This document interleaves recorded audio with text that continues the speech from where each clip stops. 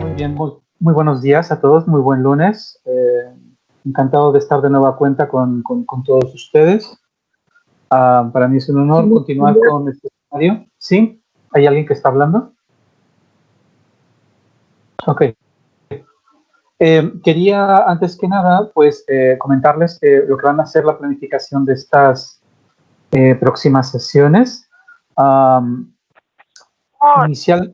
Inicialmente había previsto realizar una serie de sesiones de seminario más vinculadas con hablar en específico de cada uno de los enfoques teóricos a los que se hace referencia respecto de las teorías más recientes sobre las políticas públicas y sobre el cambio. Habida cuenta de que justo casualmente en los días lunes han tocado 2 días festivos, hemos tenido que hacer un esfuerzo para sintetizar contenidos y lograr brindar los contenidos de una forma más completa, aunque ello implique pues condensar un poco más los contenidos de lo que originalmente se tenía previsto. Así que bueno, con base en esta observación o en este tema voy a compartir ahora mismo la pantalla para comenzar nuestra sesión. Vamos a ver, creo que ahí está bien, ya podrán verla. Necesito que me confirmen, por favor, si pueden visualizar la presentación. Sí, profesor, en este momento ya estamos viendo la pantalla. Perfecto.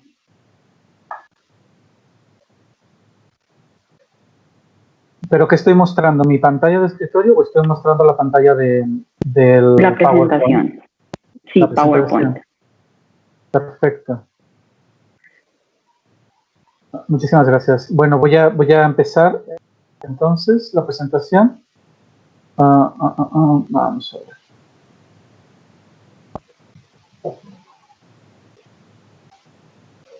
La sesión de hoy se llama Teorías y modelos sobre el proceso de las políticas públicas, que es básicamente el núcleo temático sobre el que descansa el seminario, en la parte que me toca.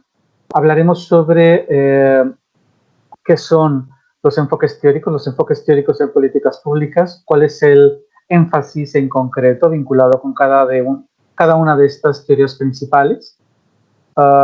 Tenemos 2 objetivos. El primero es ofrecerles a todos ustedes el paisaje teórico más reciente en el campo de estudio de las políticas públicas y en el proceso de las políticas públicas, y en concreto, en específico, aquellas teorías, enfoques y modelos que están centrados en el análisis del cambio, lo que se conoce en la literatura como el Policy Change Theories o Policy Change Approaches. Un segundo objetivo es básicamente buscar vislumbrar caminos o los mejores trayectorias para vincular estos conocimientos con el análisis de políticas públicas tradicional, más en clave descriptiva, así como con su práctica profesional. Es decir, si bien es cierto que todos estos conocimientos vinculados con el avance teórico asociado al proceso de las políticas públicas existe desde la ciencia política, desde la sociología, desde la economía, desde las ciencias del comportamiento, han ido desarrollándose, también es cierto que el análisis de políticas públicas y la práctica vinculada con el diseño e implementación de políticas públicas puede existir divorciado o hasta cierto punto desvinculado de todo este bagaje teórico. Esto es, existen políticas públicas más allá de las teorías. De hecho, la práctica asociada con las políticas públicas es de naturaleza descriptiva. Por eso es muy importante para aquellos que han trabajado en el sector público, para aquellos que tienen un conocimiento experiencial, empírico, vinculado con el desarrollo, diseño, evaluación de políticas públicas, que conozcan todos estos avances que desde la teoría se han ido desarrollando para aquellos que no las conozcan, evidentemente, o para aquellos que ya conocen algunas, comprender cómo es que ha crecido, cómo es que se ha desarrollado este paisaje teórico. Muy bien. Fundamentalmente, el documento que usaremos a propósito de esta reflexión y de este análisis es un documento que me tuve el honor de publicar en la revista Administración y Desarrollo, la revista, una revista del ESAP, de varias que tiene. Si mal no recuerdo, esta publicación fue del año 2011 y el título se llama de este artículo Convergencias y disparidades en las teorías sobre el cambio de las políticas. Se hace una revisión respecto de la literatura asociado con los principales enfoques teóricos y se realiza alguna propuesta con base en la contrastación de estos modelos teóricos en busca de fortalezas, ¿no? En busca de referentes que nos permitan fortalecer nuestra visión sobre la utilidad de las teorías. Así que bueno, sobre ello iremos avanzando. El código QR está ahí disponible para quien quiera, puede simplemente leerlo desde su smartphone y descargarse el documento. Si mal no recuerdo, este documento también está compartido en la relación de materiales que se les ha hecho llegar. Si no es así, por favor, infórmenme para actualizar el listado de referencias bibliográficas para que todos ustedes la tengan y puedan leerlo también. De todas formas, este documento, como ustedes saben, Administración y Desarrollo es una revista que está online y es de acceso gratuito, así que también pueden acceder a ella desde la SAP. Es una publicación de SAP. Muy bien. Este es el contenido asociado a la presentación del día de hoy. Vamos a ver cómo las políticas públicas y el análisis de políticas, en definitiva, es una disciplina social aplicada, pero que este carácter empírico vinculado a la práctica no necesariamente significa que esté exenta de desarrollos o modelos teóricos. Esto es una disciplina social aplicada, sí, pero también tiene otros componentes que la hacen completamente susceptible de ser desarrolladas de un enfoque teórico. Hablaremos de las distinciones conceptuales, lo que se refiere a un modelo, una teoría, un enfoque o marco de análisis. Luego entraremos a los rudimentos o a las cuestiones elementales, introductorias, vinculados con los 4 principales enfoques teóricos que actualmente existen y 9 enfoques teóricos de carácter emergente. Ofreceremos también a tal efecto un paisaje teórico que en definitiva estoy replicando la metáfora de una académica muy importante norteamericana que cuando habla de este tema nos dice que el desarrollo teórico en políticas públicas básicamente se asocia a un paisaje, ¿no? Donde existen áreas muy frondosas y muy productivas, mientras existen zonas muy áridas, ¿no? Es una alegoría muy interesante a la que haremos referencia más adelante. Y fundamentalmente veremos todo esto a lo largo de estas 2 horas y luego cerraremos con unas reflexiones finales. Para todos aquellos que ya conocen la dinámica de interacción en estas sesiones magistrales, las que me toca impartir, les voy a rogar, por favor, que descarguen en su smartphone o en su PC, que se metan a la página web de Socrative Student. Es una aplicación web que nos permite hacer encuestas, cuestionarios interactivos y en tiempo real. Y una vez que entren a Student, no a Teacher, a Student, Socrative Student, pueden acceder al aula o room que se llama GIGAP, G-I-G-A-P-P. Y comenzaremos nuestras primeras 2 preguntas de este día, de este seminario del día de hoy. Voy a dejar de compartir por un momento para compartir la pantalla del Socrative.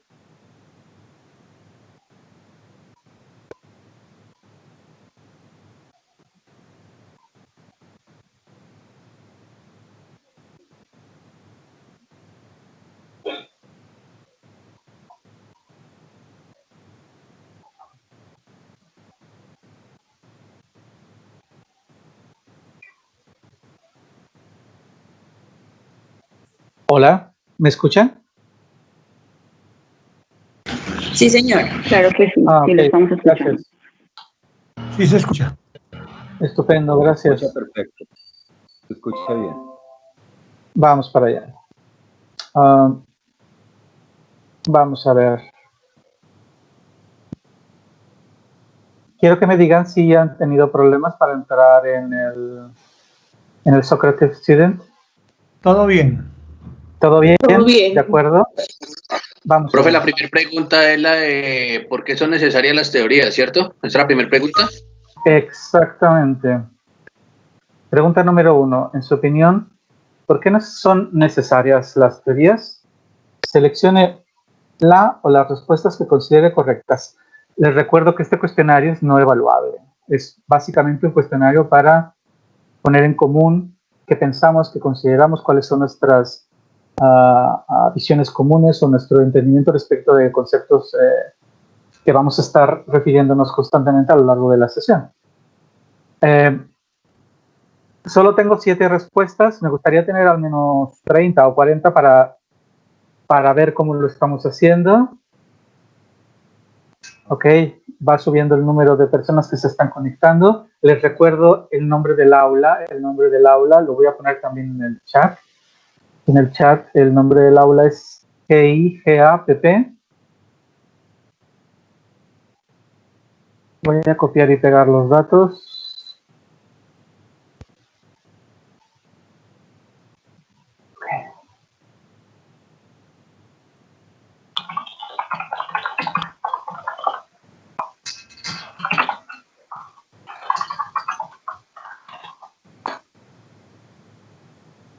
De acuerdo. Ya va subiendo las respuestas. Vamos a ver por qué son necesarias las teorías, a ver qué opina la gente. ¿Qué opinamos sobre por qué son importantes? O más bien, ¿por qué son necesarias? Si lo son.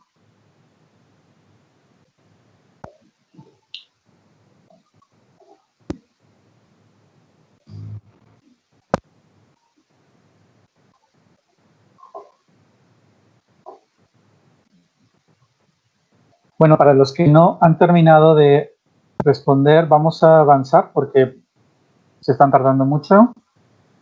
No sé qué les pasa ahora. Si tienen problemas, por favor, díganme con el Socrates, así retardo un poquito la actividad. Vamos a hacer 4 preguntas, 2 ahora y 2 al finalizar la sesión, usando esta plataforma.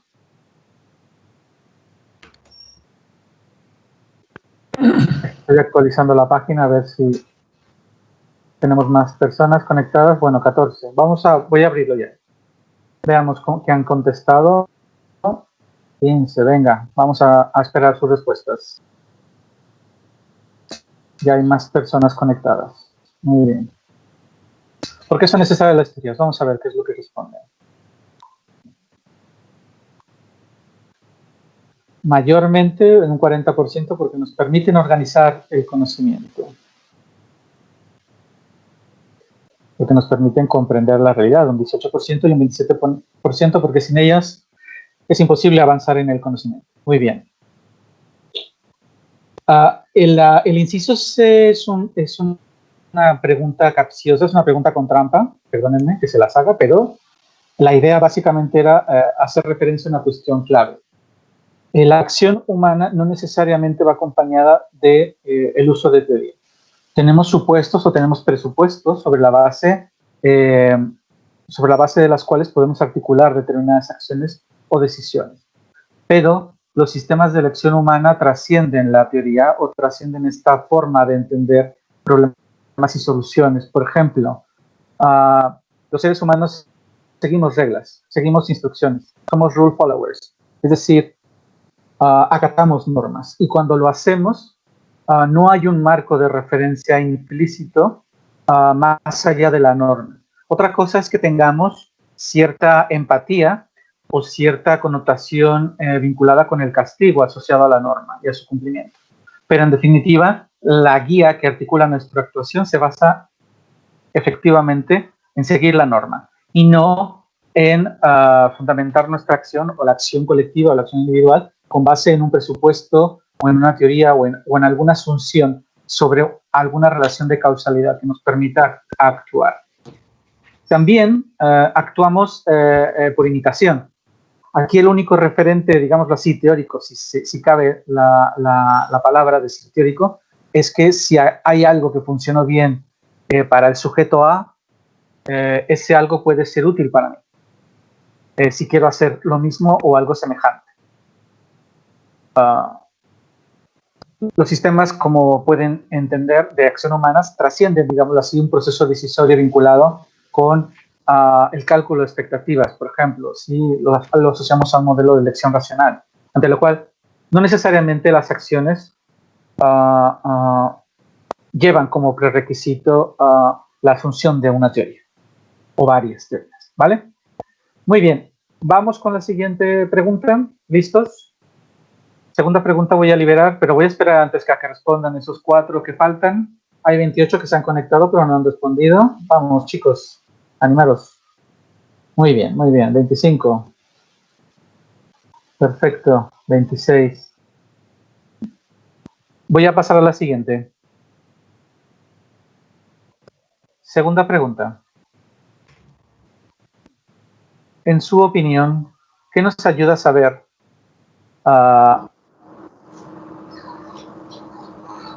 qué nos ayudan las teorías en políticas públicas a conocer o a saber? ¿Qué nos ayudan a saber? Selecciona la o las respuestas que considere correctas.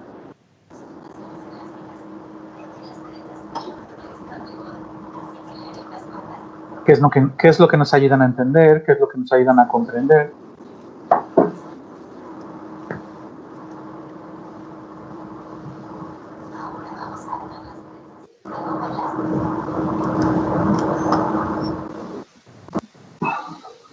Recordar que puede ser una o varias respuestas, ¿eh?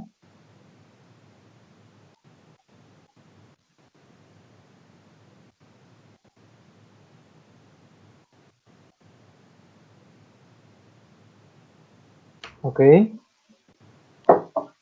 Cuando lleguemos a 25, libero la respuesta, a ver qué hemos respondido.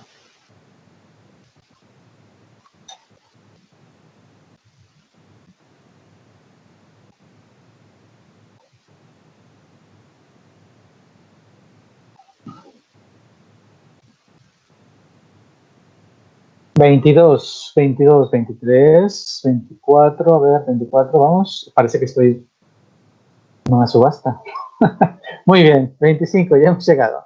Vamos a liberar la pregunta, a ver qué hemos respondido. Muy bien, un 36% responde al inciso C, comprender por qué se toman las decisiones que se toman y no otras, cómo nacen y son formuladas las políticas públicas, muy bien, quiénes participan en su elaboración, implementación y cómo influyen en este proceso. Perfecto. El inciso D es el inciso tramposo porque básicamente esta opción como ahorrar dinero y mejorar la eficiencia del programa, esto sería básicamente cuando usamos el análisis de políticas desde una perspectiva prescriptiva. Es decir, cómo a través del análisis de estadios futuros podemos determinar la mejor opción con base en un criterio de eficiencia o de optimización de recursos. Pero como tal, esto se asocia con el análisis de políticas públicas. Ahora mismo lo veremos. ¿Cuál es la distinción entre lo que se conoce como el análisis de políticas públicas y las teorías en políticas públicas, que son conceptos distintos? Muy bien. No me descarguen, no me borren el Socrative ni se salgan de esa página porque volveremos al final de la sesión a este mismo cuestionario para responder a las últimas 2 preguntas, ¿de acuerdo? Ahora mismo voy a volver a compartir la presentación para recuperar nuestra presentación ahí donde la dejamos. Vamos para allá.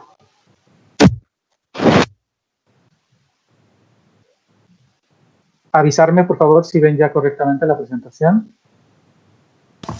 Sí, señor. Muchísimas gracias.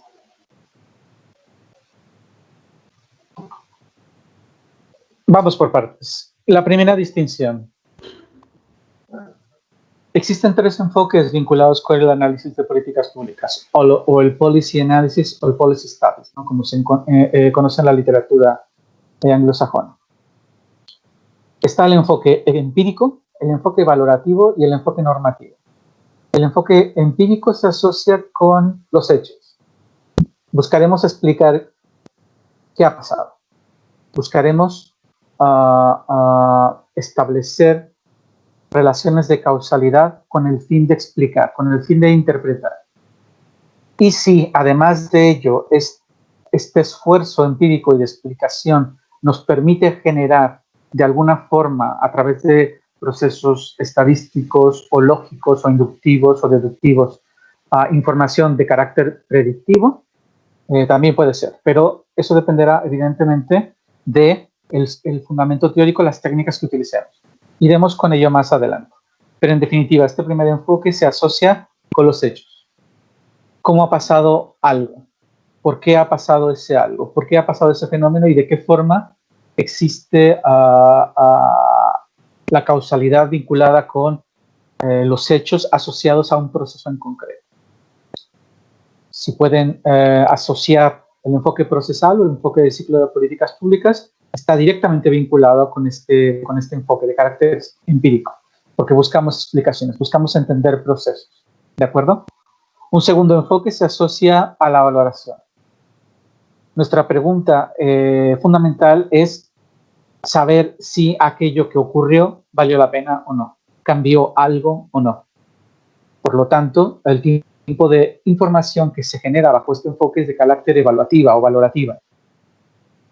Y aquí, en definitiva, los instrumentos y las técnicas que se utilizan están directamente vinculadas con una perspectiva de evaluación. También es cierto que cuando realizamos evaluaciones, o bien las hacemos con base en una teoría de programa, ¿no? Con base en una teoría de cambio también, o con un modelo de marco lógico también, ¿no? Para aquellos que conocen este tipo de instrumentos vinculados con la evaluación de programas. También es cierto que podemos hacer evaluaciones en clave descriptiva, contando a través de una visión inicial empírica, ¿no? Estableciendo después juicios de valor asociados a esos hechos. Así que hay que tener en cuenta que estos son enfoques que pueden ser complementarios. Es decir, no son islas que estén trabajando de forma aislada, sino que esos enfoques pueden ir complementándose e interactuar entre sí, ¿no? Porque son tipos de información que se van generando conforme vas realizando el análisis de políticas públicas. Luego, el tercer enfoque se asocia fundamentalmente a aquello que va a pasar en clave prospectiva, es decir, de qué forma podemos establecer futuros futuribles o estadios futuros que pueden pasar o deberían pasar o son más probable su ocurrencia frente también, por ejemplo, en clave normativa, qué debería hacerse. Es decir, cómo a través de esa determinación de estadios futuros podemos analizar con base en valores o criterios previamente establecidos con el fin de determinar cuál es el curso de acción más adecuado de acuerdo a esos criterios, a esas necesidades o a esas prioridades. En este sentido, el enfoque normativo tiene dos grandes ámbitos. Es el en clave prospectiva, aquella que genera información sobre los estadios futuros, y la información de carácter prescriptiva, es decir, aquella que se asocia con la valoración entre alternativas, entre estadios futuros previamente identificados. Ello con el fin, evidentemente, de generar recomendaciones de política pública, ¿vale? Y para esto, por ejemplo, nos valdríamos de enfoques estadísticos o enfoques basados en la estadística, por ejemplo, para establecer o extrapolar estadios futuros o determinar cuál es la mejor combinación de dimensiones asociadas, por ejemplo, a la obtención de mayores niveles de eficiencia, ¿no? En ambos casos, en estos tres enfoques existe una pregunta fundamental y un tipo de información que mayormente se genera. Pero como les decía, estos enfoques como tal son tipos ideales. En realidad, el análisis de políticas es un análisis que en donde existe trasvases entre este tipo de enfoques, entre estos tipos de información, y donde las preguntas fundamentales, digámoslo así, se interconectan. Pero también es cierto que los enfoques teóricos tienen preeminencia por algún tipo de enfoque, buscan responder a distintas preguntas o con énfasis en distintos elementos y generan preferentemente determinados tipos de información. Y a eso nos dirigiremos ahora mismo. Otra cuestión clave que debemos entender antes de revisar los distintos enfoques y modelos teóricos asociados a las políticas públicas es que existen niveles vinculados con las unidades de análisis. ¿Qué quiero decir con ello? Básicamente, lo que quiero indicar es que podemos analizar políticas públicas al menos desde tres niveles. El primer nivel, que sería el más elemental, que se asociaría al propio programa, ¿no? Es el que estamos indicando con el puntero, aquí mismo. Se asociaría directamente a la intervención, es decir, a la política, al proyecto, a la estrategia, al plan. Y lo que buscaríamos sería analizar bien en clave descriptiva o bien con el apoyo de enfoques teóricos qué pasa con la política, qué pasa con el proceso de toma de decisiones, cuáles han sido sus resultados. Muy en clave interna, muy vinculado con la lógica del programa, incluso nuestra unidad de análisis, por tanto, sería la propia intervención como tal. Elevando nuestro nivel de abstracción y alejándonos del nivel de concreción vinculada con la lógica propia del programa o de los procesos internos asociados a su implementación, está el nivel subsistémico, en donde analizamos la política pública y su contexto social y político en donde subyace. ¿Qué significa esto? En el subsistema es tan importante la propia intervención como todos los elementos que rodean a la intervención. Y nos estamos refiriendo a las interacciones entre actores políticos, nos estamos refiriendo a los marcos legales institucionales, tanto formales como informales, y nos estamos refiriendo al ámbito ideacional o de narrativas o asociada al papel de otros actores como los medios de comunicación respecto de esa área de asuntos. Es decir, pongamos un ejemplo. Si yo voy a analizar la política educativa del nivel básico en Colombia en el periodo, no sé, pongamos un ejemplo, entre el 2010 y el 2019, por ejemplo, ¿no? Si quiero hacer un análisis de políticas en clave a este nivel, a nivel subsistémico, tendré que analizar ese programa, pero también el contexto social y político en donde se genera esa política. Los distintos actores que han participado, cómo han interactuado entre ellos, cuáles han sido los condicionantes institucionales que han determinado ese proceso y de qué forma los resultados generados han impactado en la propia política como tal, en sus diseños, en los mecanismos que se han utilizado, así como en el sistema en su conjunto. Y es ahí a donde voy. ¿Te gusta? El tercer nivel de política pública. César Nicandro Cruz se llama él. Dígame. Tenía el micrófono abierto. Bien, el tercer nivel se asocia al nivel macro y tiene que ver con el sistema político y el contexto internacional y global. Aquí lo importante es entender el sistema político como un todo, cómo los sistemas políticos toman decisiones como un todo, cómo se relacionan esos sistemas políticos en clave nacional con otros sistemas políticos en clave internacional, o a nivel regional o a nivel mundial. Este tercer nivel es el más abstracto, ¿no? Pero al mismo tiempo es el que más nos permite, si lo utilizamos, el que más nos permite, por ejemplo, realizar análisis comparativos entre políticas a nivel internacional. Es decir, cómo, por ejemplo, se implementan en clave comparada las políticas de transparencia en en América Latina o cómo se han implementado a lo largo de estos últimos 10 años. Y claro, aquí estamos ubicando la política, estamos ubicando la intervención, pero tenemos que analizar su evolución en clave internacional y asociado fundamentalmente a cómo ha operado los sistemas políticos en su conjunto y cómo han producido esas políticas desde una visión más sistémica. Y aquí estaríamos viendo a los actores institucionales al más alto nivel, por ejemplo, a nivel nacional, el Ejecutivo, las cámaras legislativas a nivel nacional, por ejemplo, los distintos ministerios, etcétera, etcétera, las organizaciones internacionales, los think tanks a nivel internacional, las organizaciones de cooperación al desarrollo, las organizaciones de la sociedad civil que tienen presencia internacional. En definitiva, todos estos actores globales que en un contexto de gobernanza articulan discursos, articulan narrativas, articulan know-hows, articulan espacios de colaboración internacional sobre los cuales se generan procesos de cambio y procesos de innovación asociados a las políticas públicas. Hay un enfoque específico vinculado con estos enfoques emergentes que trata a este nivel el análisis de las políticas públicas. Por eso es tan importante comprender estas tres dimensiones. Recuperando la idea.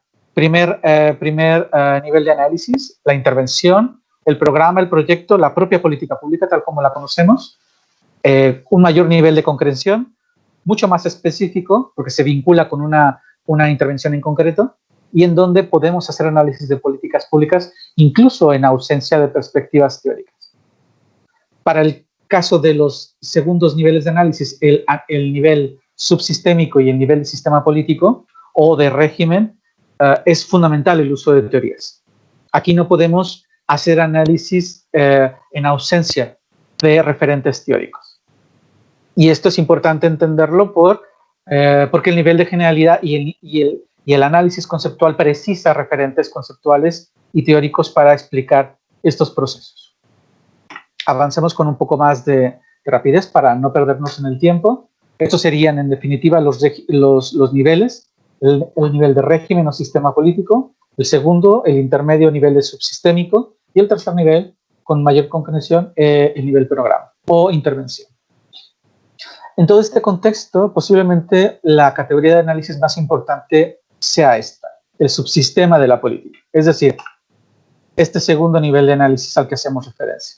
¿Por qué? Porque en este subnivel, en este segundo nivel de análisis, descansan la mayor parte de las teorías respecto del proceso de las políticas y el cambio.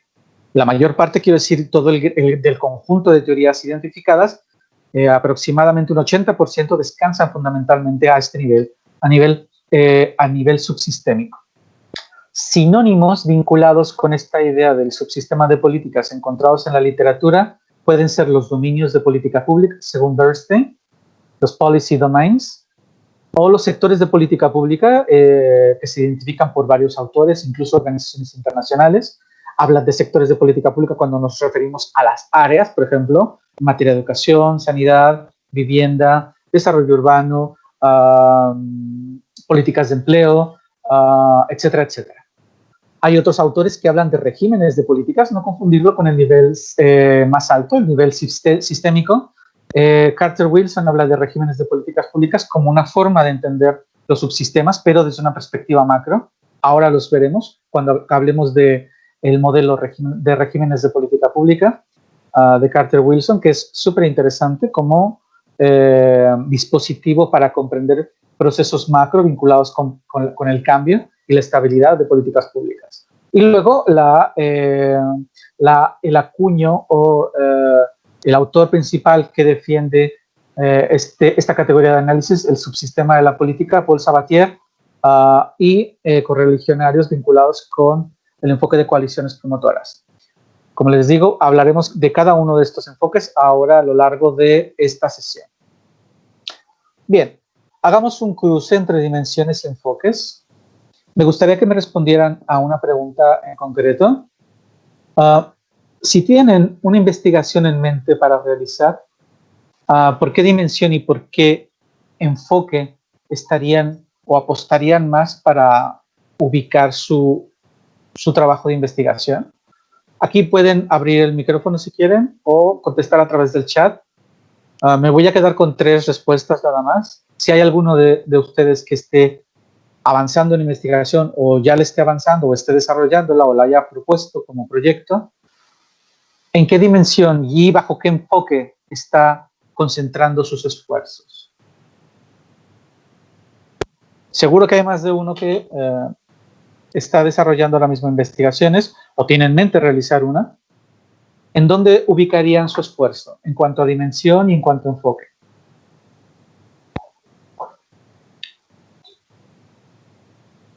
A ver quién se anima. Adelante. Dinos tu Profesor, nombre. buenos días.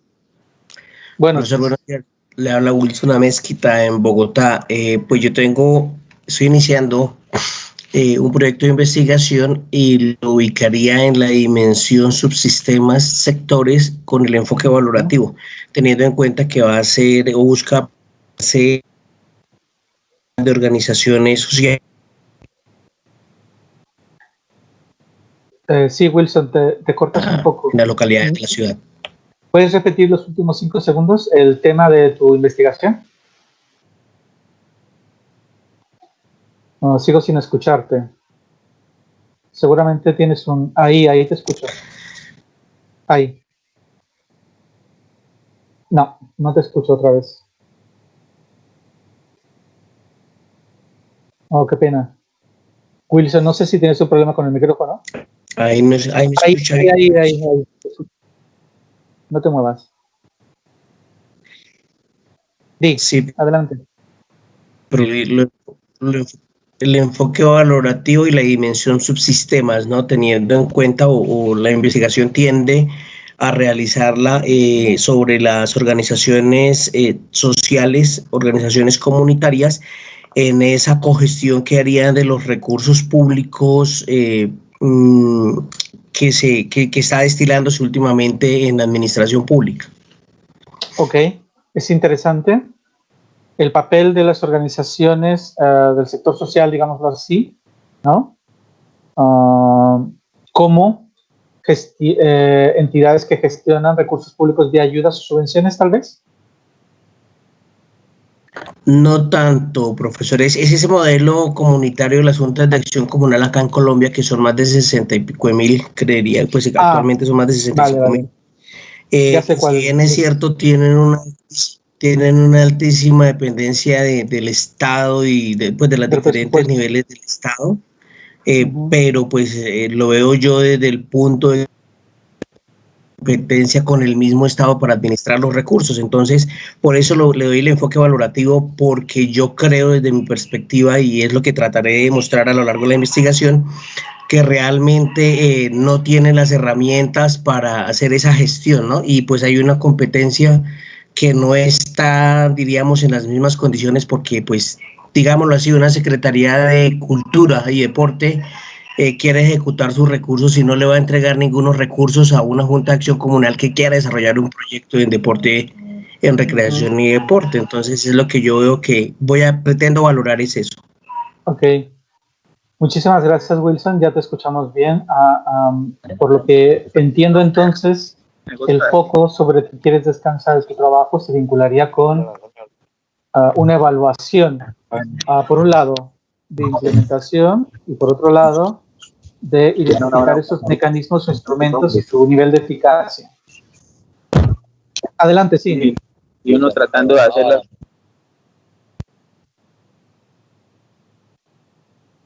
¿Hay alguien más que quiera compartir su idea de investigación en mente?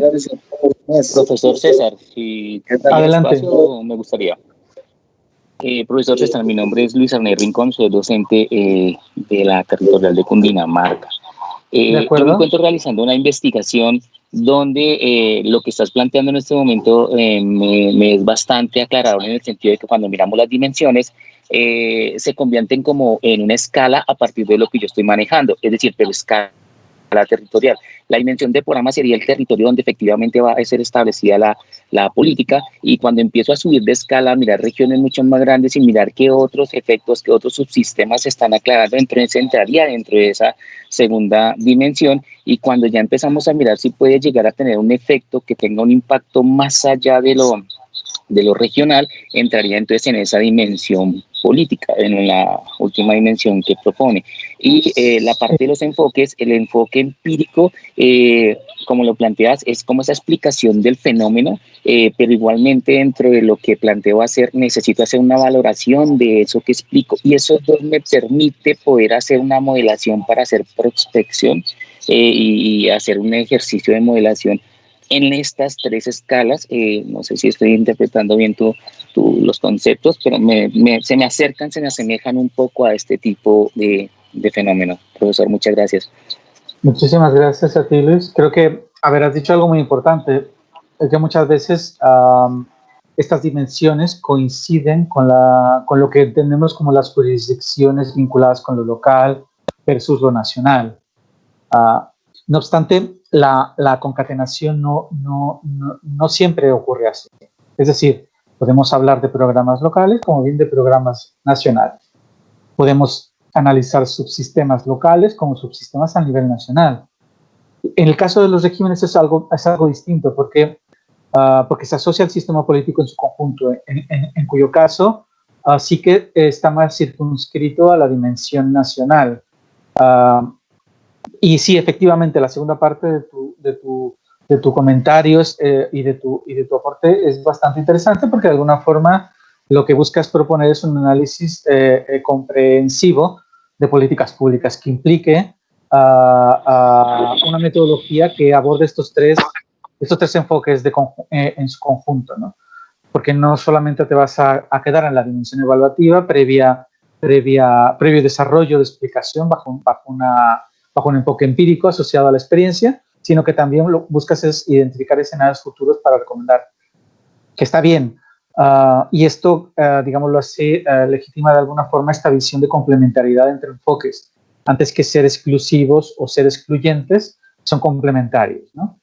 Así que bien, iremos avanzando en este mismo, quédense con este cuadro, porque justo hablaremos de ello en su momento. De hecho, las estrellas que se marcan aquí en este cuadro se vinculan básicamente con en qué recuadros podemos encontrar enfoques teóricos vinculados con el proceso de las políticas y con el cambio. Es justamente en el nivel programa en donde podemos hacer análisis de estudios sobre el proceso de las políticas públicas en ausencia o no de enfoques teóricos, como les comentaba hace rato. Aquí, por ejemplo, en la dimensión programa podemos utilizar un enfoque valorativo utilizando las técnicas de la evaluación de programas públicos. Muchas de estas técnicas no están directamente vinculadas con enfoques teóricos. Esto es, no buscan demostrar generalizaciones o hipótesis, sino simplemente aplicar metodologías concretas para resolver problemas también concretos. Es decir, aunque se fundamentan en una metodología y en técnicas concretas, no buscan explicar fenómenos ni buscan demostrar teorías. Luego tenemos finalmente, en el marco del análisis de políticas públicas, el análisis prospectivo, que también puede estar o no basado en teoría, pero que fundamentalmente utiliza otras técnicas, esta vez no para valorar, sino para establecer estadios futuros y para generar recomendaciones de política pública. Esto, para los que estudian análisis de políticas públicas o han estudiado, por ejemplo, economía o tengan una base económica previa, está bastante claro, ¿no? Evidentemente, muchas de las teorías económicas que se utilizan en el análisis de políticas públicas provienen de enfoques teóricos, ¿no? Como puede ser el avance asociado al modelo del individuo, al modelo de racional limitada, a los enfoques económicos, estadísticos, econométricos. En definitiva, hay mucha diversidad teórica vinculada con el análisis de políticas públicas en concreto, pero ahí donde están ubicadas las estrellas es en donde vamos a ubicar los enfoques teóricos asociados a las políticas públicas. Bien, vamos para allá. Ahora bien, ¿qué es una teoría? Ya sabemos que una teoría es un conjunto de proposiciones que están lógicamente relacionadas entre sí. y que buscan la explicación de un conjunto de fenómenos o procesos. Es decir, una teoría que no busque explicar no se puede llamar teoría. Una teoría, en definitiva, es un armado conceptual y lógico que nos permite explicar procesos. Todas las teorías tienen bases epistemológicas implícitas. ¿Qué significa esto? Significa básicamente la epistemología se refiere a la teoría de cómo conocemos, de cómo accedemos a conocimiento. Esto incluye, por supuesto, una definición de la variable dependiente, es decir, qué es lo que cambia, y de las variables independientes, es decir, qué es aquello que fuerza, fomenta o incentiva que las cosas cambien o que los procesos se den. También la base epistemológica que lleva implícita requiere necesariamente la identificación de una forma de racionalidad dominante o imperante, que se asocia directamente al modelo del individuo. Esto es muy importante de describir y de determinar.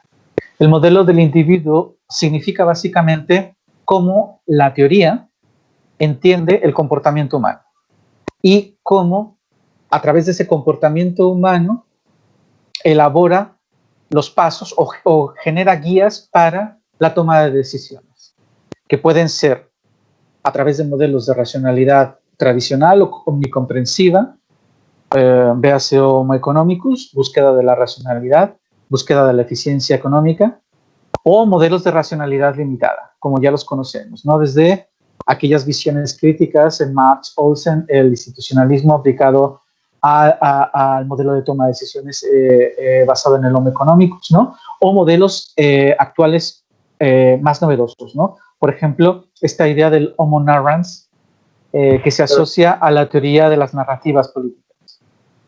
Hablaremos de en el futuro. Sí, ¿hay alguien que está hablando? Adelante. No está hablando nadie. Ok. Estos modelos del individuo son muy importantes porque nos permiten comprender cómo a nivel individual y colectivo se generan procesos de toma de decisiones, cuáles son las prioridades y cuáles son los pasos o los elementos que se consideran al momento de arribar a decisiones. ¿Por qué? Porque las políticas públicas también o fundamentalmente son toma de decisiones. Así como los modelos del individuo también son importantes porque determinan la forma en cómo interactúan las personas o los colectivos.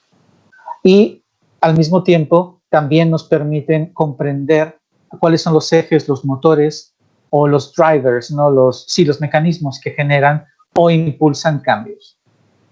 Por eso es tan importante comprender o identificar en cada caso, en cada modelo teórico, lo que se conoce como el modelo del individuo. Las teorías, en tanto proposiciones lógicamente relacionadas, necesitan el desarrollo de hipótesis de investigación. Es decir, la generación de hipótesis de investigación es el alimento que hace que las teorías puedan desarrollarse, puedan mejorarse, puedan contrastarse. Y muchas veces esta comprobación exige el uso de modelos. Muchas veces estas comprobaciones exigen cambios en la propia teoría o exigen esfuerzos exploratorios para intentar enriquecer las teorías a través de un diálogo teórico. ¿Vale? De esta forma pueden desarrollarse modelos teóricos que no tengan como tal un anclaje teórico definido, aunque la mayor parte de los modelos que se desarrollan realmente tienen anclajes teóricos bien determinados, ¿no? Y finalmente el penúltimo punto, los marcos teóricos son andamiajes en realidad.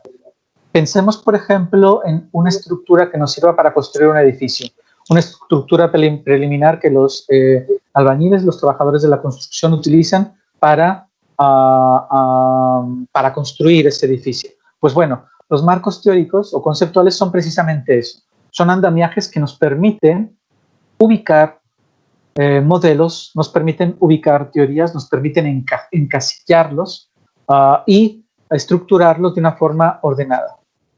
Organizan el trabajo de teoría, así como el trabajo asociado a su contrastación empírica.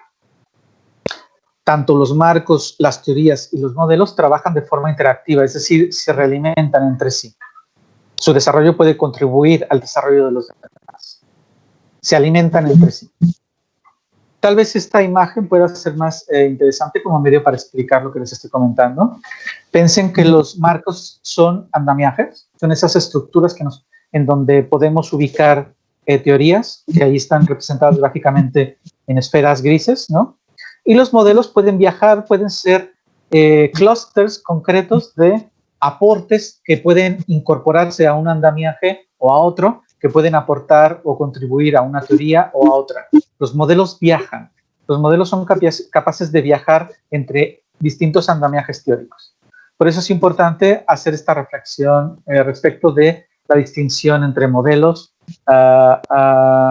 teorías y marcos teóricos. Por ejemplo, un marco teórico en tanto andamiaje podría incluir muchas teorías, una o varias teorías. Cuando habla de este tema Edela Schagler en el año 97, esta es la metáfora que mejor podría describir cuál es el paisaje actual respecto del campo de las políticas públicas. Nos habla que el campo de las políticas públicas existen islas montañosas de estructura teórica, mezcladas con conceptos, métodos compartidos y una gran cantidad de trabajo empírico. Todo lo cual está rodeado por océanos de trabajo descriptivo no adherido a ninguna montaña teórica. Es decir, los estudios de caso que se vinculan con el análisis de políticas públicas que no se asocian con referentes teóricos son de este tipo. Trabajo descriptivo no adherido a ninguna montaña teórica, ¿no? Que no obstante puede ser muy útil como medio para acumular conocimiento cuando se usa bajo los lentes de enfoques teóricos. Por eso es tan importante analizar políticas públicas bajo el prisma de enfoques teóricos o de marcos teóricos, porque nos permite la acumulación de conocimiento. De otra forma, simplemente hacemos análisis descriptivos y no somos capaces de establecer generalizaciones o desarrollar hipótesis que nos permita comprobar, reforzar esta teoría y acumular conocimiento. Ahora bien, en este plano de hexágonos, les presento básicamente el nombre de los enfoques, modelos y marcos teóricos que actualmente están, son los más bollantes o son los más promisorios o son los más actualmente utilizados en la literatura por académicos a nivel mundial. Tenemos en amarillo este enfoque procesal o del ciclo de las políticas públicas, aquel que ya conocemos, que se basa básicamente en describir la vida, el ciclo de vida de una política pública a través de esas etapas de proceso del ciclo, ¿no? Desde su agenda, desde la agenda de gobierno, pasando por la formulación, la aprobación, la implementación y la evaluación, y en cuyo seno estas distintas fases han ido generando una gran cantidad de literatura, una gran cantidad de modelos, una gran cantidad de categorías de análisis que nos ha permitido enriquecer nuestro conocimiento respecto de cada una de estas fases del proceso, ¿no? Recordar nuestra primera sesión en donde hablamos de esto, en donde hablamos de la agenda, donde hablamos de la implementación, donde vimos rudimentos vinculados con la evaluación de programas y políticas públicas, porque era importante. Ahora bien, este enfoque como tal es una heurística, no es una teoría. Es decir, una heurística es un espacio que nos permite comprender o categorizar un proceso, un fenómeno. Pero no se asocia a una cuestión teórica, sino más bien es una cuestión de carácter descriptivo, en donde podemos incorporar avances en materia conceptual, en materia de modelos teóricos, etcétera, etcétera. Por eso es muy importante entender que el enfoque procesal como tal no es un enfoque teórico, sino más bien es una heurística. Es un dispositivo analítico que nos permite organizar el conocimiento, que nos permite entender la complejidad del proceso de las políticas públicas en unidades más manejables, en fases de un ciclo o en etapas concretas, ¿vale? Asociadas a un proceso de desarrollo. Pero como tal no es un enfoque teórico, que nos sirve para incorporar otros enfoques teóricos completamente. El enfoque procesal es posiblemente el dispositivo analítico más potente que se ha desarrollado desde el campo de las políticas públicas a la actualidad. No obstante, hay muchos desarrollos teóricos que son completamente innovadores, que son completamente potentes y que no debemos soslayar en ningún caso. Por ello, quiero decirles que el enfoque procesal adquiere desde ya toda su valía y reivindicamos desde ya su utilidad. No obstante ello, tenemos más de 13 o más de 15 enfoques teóricos distintos sobre los cuales descansaremos esta sesión y las siguientes 3 que quedan. Así pues, está el marco de análisis y desarrollo institucional, que es tal vez el marco más antiguo y el marco más desarrollado, más consolidado hasta la fecha. Tenemos también el marco de coaliciones promotoras como uno de los marcos desarrollados y consolidados más fuertes. También está el marco del equilibrio interrumpido como un marco y modelo teórico muy potente, que ha desarrollado una agenda a nivel internacional muy importante. También tenemos el marco de corrientes múltiples o el Multiple Streams Theory, que es uno de los enfoques más contraintuitivos y más innovadores y al mismo tiempo uno de los que menos esfuerzo ha requerido para obtener cierto reconocimiento a nivel internacional, pese a que ha sido muy criticado por su escasa, digámoslo así, anclaje teórico, ¿no? Inicial, pero que en cuyo seno se han articulado muchísimos desarrollos teóricos posteriores. Hablaremos con ellos en detalle. Lo que quiero en todo caso es que vean esta diapositiva e identifiquen por colores el énfasis teórico de cada uno de estos enfoques. En mi perspectiva, por ejemplo, los que están identificados en color naranja son aquellos enfoques teóricos cuyo énfasis teórico se asocia muchísimo con los actores, con analizar instituciones, ¿vale? Las instituciones están en el centro del análisis, aunque algunos de ellos también incorporen la necesidad de analizar el papel de los actores en el proceso. El papel de los actores en el proceso, el énfasis de los actores en el proceso estaría asociado al color morado, y aquellos enfoques teóricos que hacen un énfasis más profundo en las ideas están más azul, puede que lo vean de color gris. Luego tenemos un gris más oscuro, que sería aquellos enfoques teóricos que se vinculan con el análisis comparado de distintas políticas públicas en distintas jurisdicciones, que puede ser a nivel internacional o cuando se analizan políticas públicas de distintos niveles, de niveles locales de gobierno en un solo país, por ejemplo, si queremos analizar cómo se implementa la política educativa en Colombia desde las comunidades o a nivel local, pues podríamos utilizar este modelo de innovación y difusión. ¿Cómo se innova en materia educativa en los distintos municipios o ayuntamientos colombianos, por ejemplo, ¿no? Las regiones, ¿no? de nuestro país. Bueno, aquí habría una distinción clave, ¿no? ¿Cuáles son los puntos que quiero destacar con ello? Que los enfoques teóricos en políticas públicas descansan sobre 3 grandes conceptos: las ideas, los actores y las instituciones. Un enfoque teórico en políticas públicas que se respete debe tomar en cuenta estas 3 grandes dimensiones. Cómo los actores articulan la interacción, cómo generan espacios, cómo generan colaboraciones, cómo resuelven los problemas, cuáles son sus preferencias. Y aquí recuperamos esta idea del modelo del individuo. Luego estamos con las instituciones. ¿Cuáles son esas reglas, tanto formales como informales, que determinan la acción? ¿De qué forma estas instituciones, entendidas como reglas, condicionan la participación de estos actores políticos? Y luego está la tercera dimensión, la que se vincula con las ideas. Es decir, ¿de qué forma las ideas condicionan las creencias en los actores? ¿De qué forma esas ideas reconfiguran las instituciones, entendidas como reglas? Es muy importante hacer esta distinción, esta aclaración. Las instituciones, bajo la perspectiva teórica, se vinculan precisamente con esta idea de reglas. Reglas que permiten o prohíben a determinados actores o a otros conjuntos de instituciones u organizaciones y definen el ámbito de lo posible. Este segundo, a diferencia de este primer gráfico que nos enseñaría el mapa teórico por, digámoslo así, por preferencias, aquí hacemos una especie de mapa teórico ya un poco más vinculado con su peso específico. Conservamos esta lógica de colores, esta idea de colores, pero hacemos algunos marcos o enfoques teóricos más grandes que otros.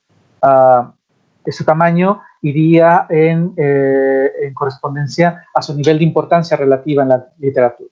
Por ejemplo, claramente el marco de análisis y desarrollo institucional es el marco de análisis más importante al que se hace referencia en la literatura actualmente, es el que más trabajos empíricos, es el más consolidado en lo teórico, ¿no?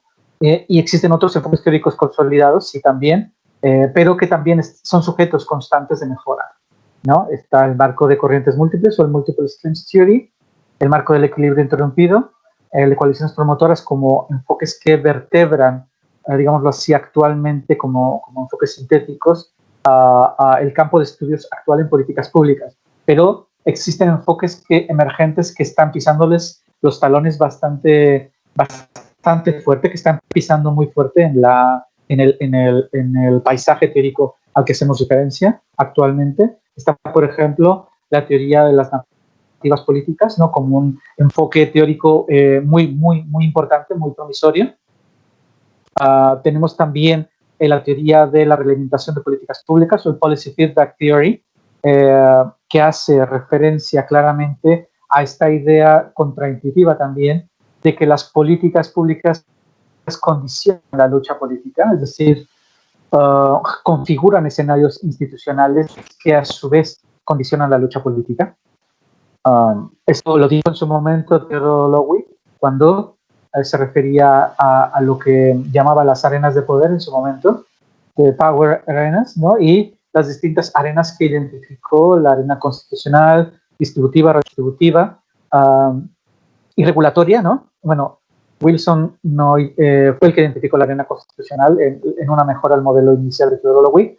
Lo importante en todo caso es que este enfoque teórico del Policy Feedback Theory se incluye actualmente como uno de los enfoques más promisorios porque nos permite entender las políticas públicas como elementos causales que definen la lucha política y no al revés. Para aquellos que estudiamos ciencia política o administración pública, hay una tendencia constante a indicarnos que son las instituciones políticas, que son los partidos políticos, los que condicionan la manera en cómo las políticas públicas surgen, se formulan y se desarrollan. Pues bien, esta teoría nos dice que también las políticas públicas condicionan esas arenas de poder, que también condicionan esa interacción política, que también condicionan cambios en las instituciones, ¿no? Y es digno de toda la atención a nivel teórico a efectos de análisis. Bien, hasta aquí un poco el paisaje en clave gráfica, ¿no? Tendríamos también en el marco de este escenario ideal de enfoques teóricos el enfoque de legitimación y dinámica política, que es un enfoque de acuño propio, es decir, en el marco de mi tesis doctoral desarrollé un enfoque teórico alternativo para analizar procesos de estabilidad y cambio en las políticas públicas, un enfoque teórico que se centra o que establece como prioridad el problema de la legitimación del poder, es decir, cómo a nivel sistémico los actores al más alto nivel buscan generar procesos de legitimación a través de las políticas públicas. No a través del voto, no a través de las elecciones, sino a través de las políticas públicas. Y cuando lo hacen, buscan diseñar políticas públicas para obtener rendimientos significativos, para generar la sensación de establecer concordancia con las creencias compartidas socialmente. Y a través de esas premisas se articula todo un enfoque orientado a explicar procesos de estabilidad y cambio. Modelos emergentes también vinculados con esta idea de procesos de cambio. Está el modelo de los regímenes de políticas públicas de Carter Wilson, que ya he hablado. El enfoque de José Real Dato, un profesor español de la Universidad de Almería, que habla sobre los mecanismos narrativos que se vinculan muchísimo con el Policy Narrative Theory. Es decir, esta teoría y este modelo están muy vinculados conceptualmente. Podríamos verlos de conjunto. Y luego está un modelo teórico muy conocido a nivel internacional, que es el modelo de Joseph Ellis, vinculado con los actores de poder de veto, ¿vale?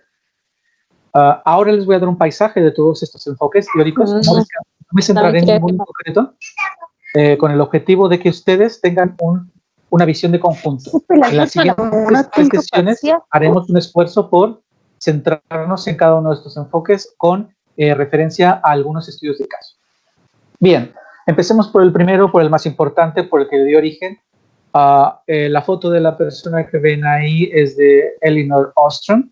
Esta investigadora de la Universidad de Indiana ganó el premio Nobel de Economía por su desarrollo precisamente en materia de este marco, el marco de análisis y desarrollo institucional.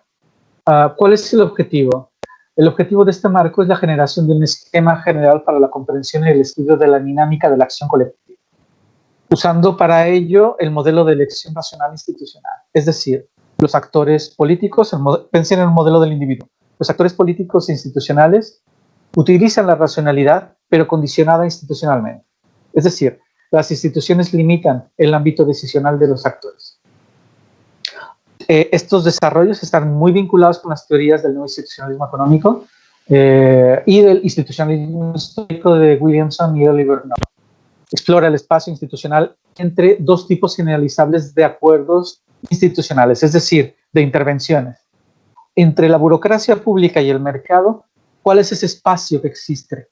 Y ahí, ese espacio que existe, esa zona gris entre la estatalización o el libre mercado vinculado con la intervención en las administraciones públicas, existe todo un espacio intermedio en donde las organizaciones políticas toman decisiones públicas y diseñan políticas públicas.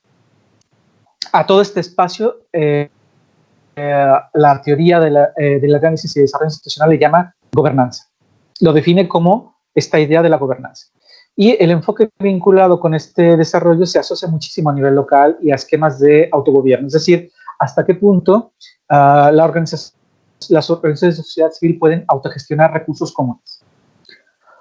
El énfasis de este enfoque es buscar definir la acción colectiva condicionada institucionalmente. Como les comentaba hace rato, el modelo del individuo se asocia a esta idea de que los individuos y las organizaciones toman decisiones que están condicionadas por las instituciones. Y dadas esas condiciones materiales y físicas del entorno, así como sus atributos. La visión del cambio, es decir, cómo cambian las políticas públicas, se asocia a los niveles superiores. Es decir, cuando ocurren cambios a nivel de acción colectiva y a nivel constitucional. No obstante, este enfoque hace un énfasis predominante sobre esta idea de que prácticamente la gran parte de los cambios que se vinculan con las políticas públicas son de carácter incremental, utilizando las teorías también o el concepto de Lindblom vinculado con el incrementalismo, ¿no? En definitiva, el cambio sustantivo ocurre cuando se cambian las reglas o existen cambios a nivel de acción colectiva. Los conceptos clave de este enfoque teórico, y que en realidad es un marco, porque incluye muchos modelos, porque incluye muchas teorías. Por ejemplo, la teoría de los actores de veto está inserta dentro de este marco de análisis y desarrollo institucional, así como algunas otras teorías más. Por ejemplo, el propio modelo de Institutional Rational Choice, de la elección racional institucional, es una teoría.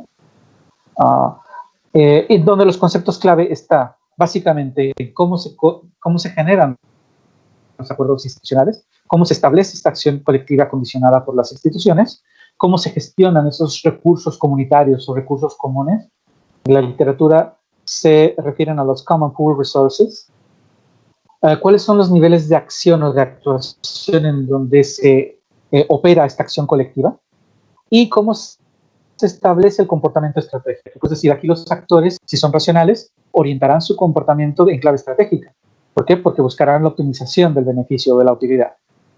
Así que, a tal fin, buscarán alianzas, buscarán colaboraciones, buscarán interacciones que sumen antes que resten. Aquí, por ejemplo, lógicas tales vinculadas con el comportamiento estratégico, pensemos, por ejemplo, en el modelo del dilema del prisionero, ¿no? Estaría orientado a esta idea. Y de cómo, bajo un enfoque racional, el comportamiento estratégico se asociaría con evitar el mayor daño posible, ¿no? O maximizar la utilidad. ¿Qué es lo que entiende este marco de análisis y desarrollo institucional como política pública? Básicamente, las políticas públicas se entienden como acuerdos institucionales, reglas que exigen, prohíben o permiten acciones por parte de los ciudadanos y funcionarios públicos. Es decir, una vez establecidas, las políticas públicas se convierten en parte de la institucionalidad. Cuestión clave es que en entornos de fragilidad institucional, es decir, en entornos donde las instituciones informales operan con gran fuerza e incluso llegan a sustituir o llegan a suprimir a las instituciones formales, en ese contexto, los acuerdos institucionales, entendidos como políticas públicas, deben analizarse bajo la luz de ambos niveles, el nivel informal tanto como el formal. Porque muchas veces nos equivocamos, los analistas de políticas públicas, en analizar las políticas desde la formalidad exclusivamente. Y no analizamos de qué forma esa política pública influye en las instituciones informales previamente establecidas y que son, en algunos casos, mucho más resilientes. Pensemos, por ejemplo, en la corrupción como fenómeno. Bien, niveles de acción asociados a este enfoque teórico. Básicamente existen 4. Está el nivel operativo, el nivel de acción colectiva, el nivel constitucional y el nivel metaconstitucional. Veamos los gráficos un poco para comprender estos niveles. Aquí estaríamos hablando de los niveles. El primer nivel, que está en la parte superior, es el nivel más básico, el nivel operacional. Descendiendo estaría el nivel de acción colectiva o de elección colectiva. A partir de aquí ya estaríamos hablando de cambio principal o de cambio importante. El nivel operacional se genera cambio incremental, a nivel incremental. Luego estaría el nivel constitucional y el metaconstitucional. El nivel constitucional es donde se alteran las reglas de operación, las reglas de acción colectiva. Y el nivel metaconstitucional es aquel en donde se alteran las reglas que definen cómo se ejerce la acción colectiva a nivel constitucional.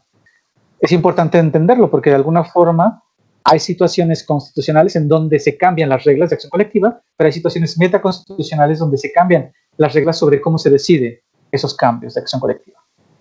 Esa es la distinción clave que hace. Generalmente las situaciones metaconstitucionales operan a nivel nacional y las últimas instancias de decisión, llámese poder legislativo, llámese poder judicial, etcétera, etcétera, Suprema Corte, etcétera, ¿no?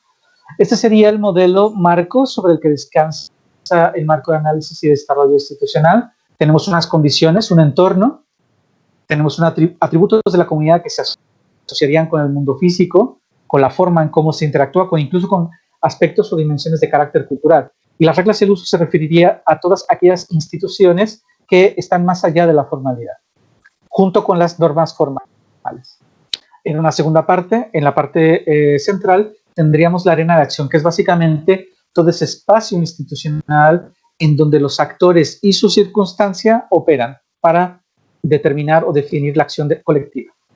Existe a tal fin patrones de interacción previamente testeados y sobre los cuales descansaría el cambio incremental y sobre los cuales también podríamos definir los cambios asociados a resultados e impacto. Es decir, si hay cambios en esos patrones de interacción entre actores, en la arena de acción estaríamos hablando de impactos significativos que nos permitirían hablar de cambios a nivel de acción colectiva, a nivel constitucional y a nivel metaconstitucional. Esta sería, en definitiva, la representación gráfica del marco de análisis y desarrollo institucional y en donde, por ejemplo, para el caso de las arenas de acción, tendríamos que hablar, por ejemplo, de cómo esas instituciones, entendidas como ese contexto, condicionan la acción colectiva. No solamente asociada a la formalidad, como les decía, sino también a los aspectos formales. La situación de la acción se refiere básicamente a esta idea de entender el tiempo como una variable relevante. Es decir, de qué forma el momento político determina las expectativas de los actores en un contexto institucional dado. Cómo determina las preferencias vinculadas con decisiones de actuación o si las mismas son transitivas o no. Es decir, en qué forma podemos jerarquizar entre opciones y podemos ofrecer en clave de interacción con otros actores negociaciones, por ejemplo, para arribar a acuerdos o no. Este marco, el marco de análisis y desarrollo institucional, está muy pensado para la comprensión de cómo se gestionan, como les comentaba, recursos comunes, como puede ser, por ejemplo, el aire, valores tales como los valores medioambientales, el aire, el agua, los bosques, así como la gestión de recursos comunes ya en concreto.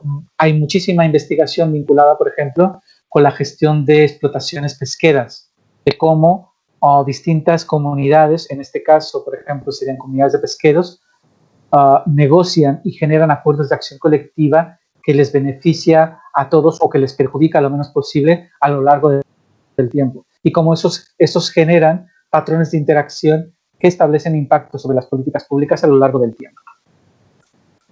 En definitiva, este es uno de los enfoques más potentes, más poderosos, más reconocidos a nivel internacional y sobre los que descansa muchísima bibliografía, muchísimas investigaciones, tanto de caso como de contraste teórico, y en donde existe muchísimo trabajo ya realizado.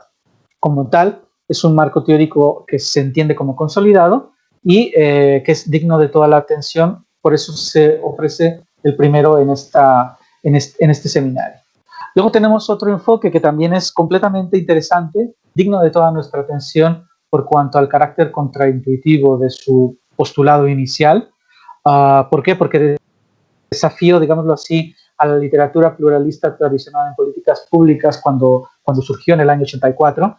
Este enfoque lo desarrolla John Kingdon en el año 84, cuando nos habla, por ejemplo, intenta analizar cómo se formulan las políticas públicas en los Estados Unidos, en concreto en el escenario norteamericano, y se da cuenta que lejos de ser un modelo racional en donde todos los actores toman decisiones con base en criterios preestablecidos, claramente jerarquizables, donde hay una preferencia entre decisiones, donde cada uno busca al fin, dice, no, señores, aquí esto no ocurre así.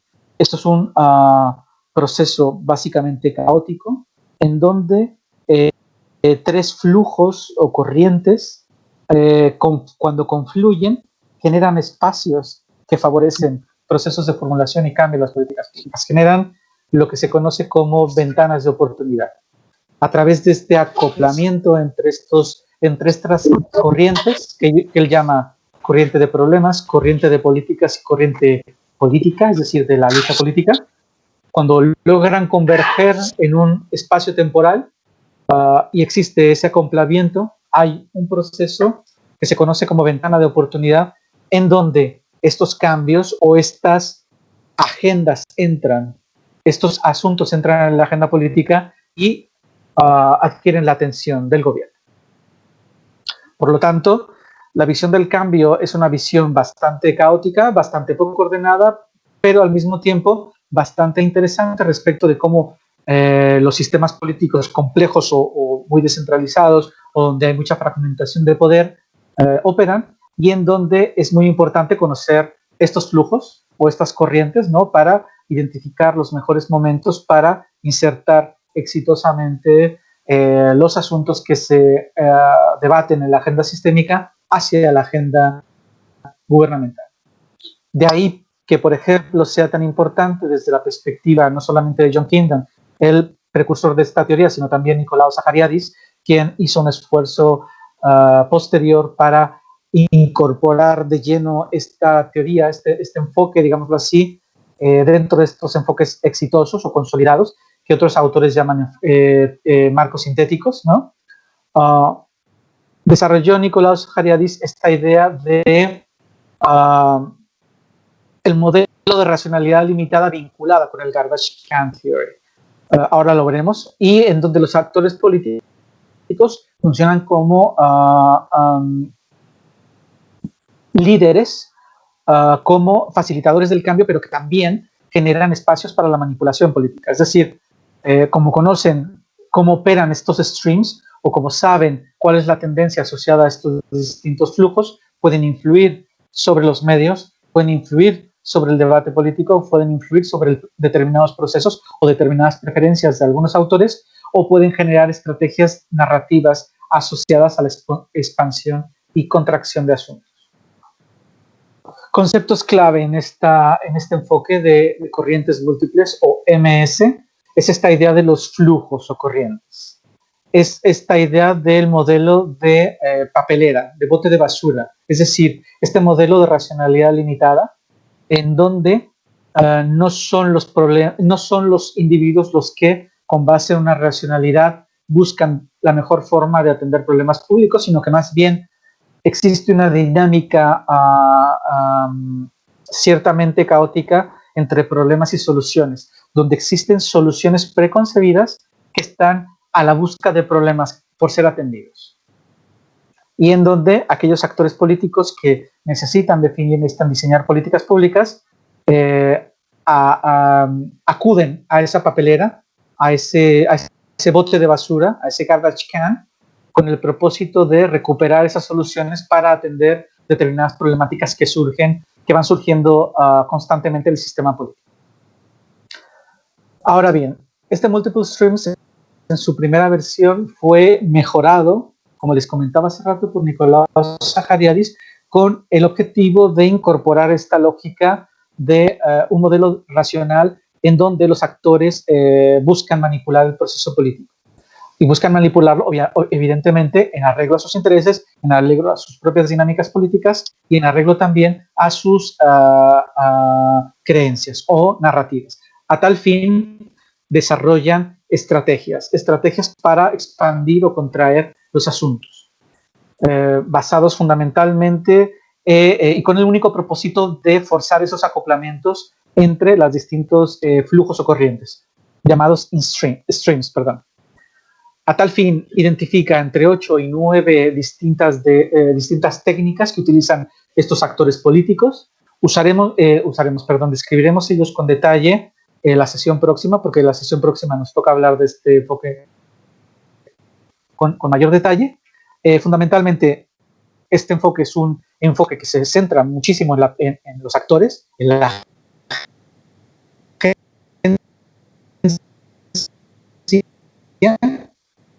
tanto manipuladores como entrepreneurs del proceso político, como actores que incuban, que generan ideas y que buscan ese acoplamiento entre los distintos flujos o corrientes.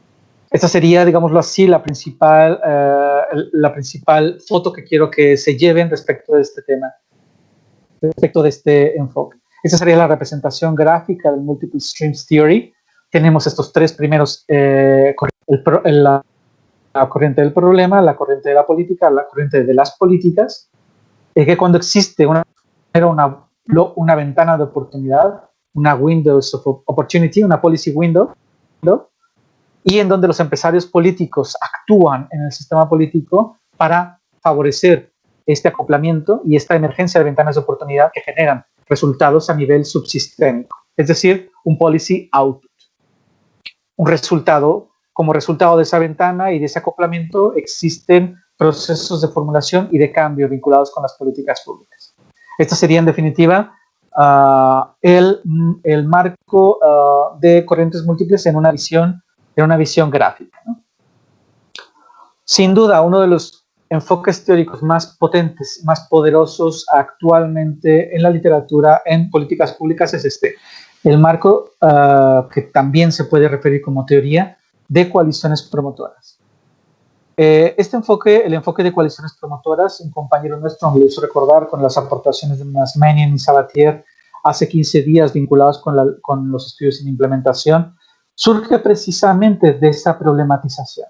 Surge precisamente de esta idea de que el proceso de las políticas públicas como heurística es insuficiente para explicar procesos complejos de cambio y en donde las ideas y el aprendizaje tienen un papel central. Un papel central tanto para explicar estos procesos como para desarrollar nuevas políticas públicas, en clave no solamente de reactiva, sino también en clave proactiva o innovadora. Así pues, el marco o teoría de coaliciones promotoras, en inglés Coalition Framework, el objetivo de este enfoque o marco es describir cómo distintas coaliciones promotoras luchan al interior de subsistemas de políticas para promover determinadas creencias que están organizadas al interior de este subsistema. Es decir, básicamente el elemento fundamental es que los actores políticos se organizan en coaliciones, pero estas coaliciones están unidas fundamentalmente por los sistemas de creencias. Esto es, no son intereses económicos los que unen a las coaliciones. Sí, pero no fundamentalmente. Bajo esta visión, lo que articula de lleno a que distintos actores políticos en un momento dado converjan y promuevan determinadas opciones de políticas radica en su sistema de creencias. Y son estos sistemas de creencias los que aglutinan a las coaliciones y las ordenan en el escenario político, en el tablero político. Como tal, estos autores en el año 88 publicaron la primera versión del Advocacy Coalition Framework, Paul Sabatier y Hank Jenkins Smith. Luego, con posterioridad, Jenkins Smith dejó de trabajar este tema.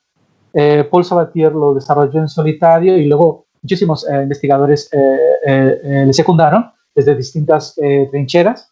Ahora mismo, Paul Sabatier falleció en el año 2017 y ahora mismo Christopher Weibel de la Universidad de Denver, como no recuerdo, en los Estados Unidos, es el que está liderando este proceso de desarrollo vinculado con el marco de teoría de coaliciones promotoras.